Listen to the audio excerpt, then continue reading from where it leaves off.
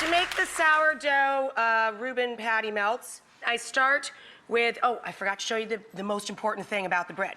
When you're building a grilled cheese or any kind of patty melt, the most important thing is the distribution of butter. You do not want to put butter into a pan and then throw in your grilled cheese or your patty melt. You're gonna end up with a soggy, wet mess of a side and then a bone dry side, and it won't cook at the same time and temperature.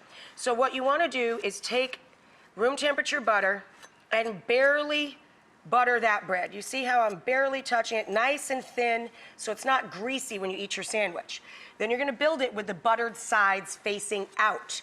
So you have perfect butter distribution on both sides, and you'll never have greasy sandwiches ever again. So lightly butter your sourdough bread. Because the bread is sour, I wanted to use 2 different cheeses, one that had a tang to it. So on the bottom, I'm putting some dill pickle slices.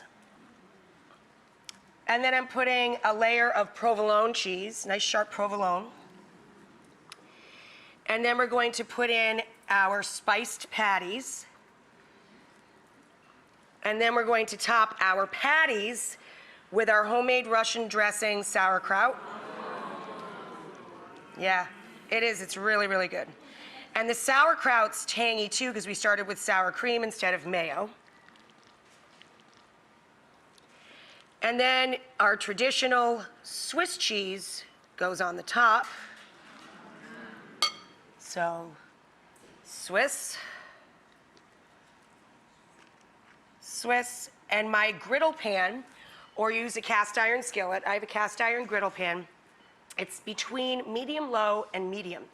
Very important when you're making grilled sandwiches not to cook them over too high of a temperature, because of course the bread will brown before the cheese melts and the ingredients get warmed through.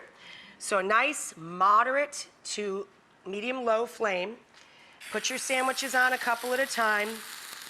Then I just give them a little press onto the griddle, and then I loosely tent them. You don't want them soggy, but I loosely tent them with foil to reflect the heat all the way around the sandwich while it cooks.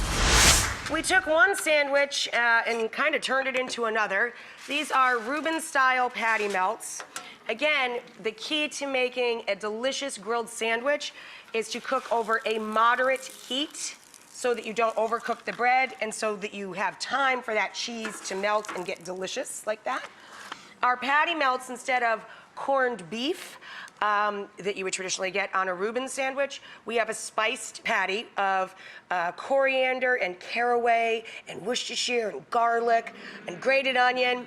The patties themselves are delicious. We made our own Russian dressing with a sour cream base, and then we mixed in our sauerkraut, and then we used a tangy cheese because of the tangy bread, sourdough bread, pickle chips, provolone, Swiss on top.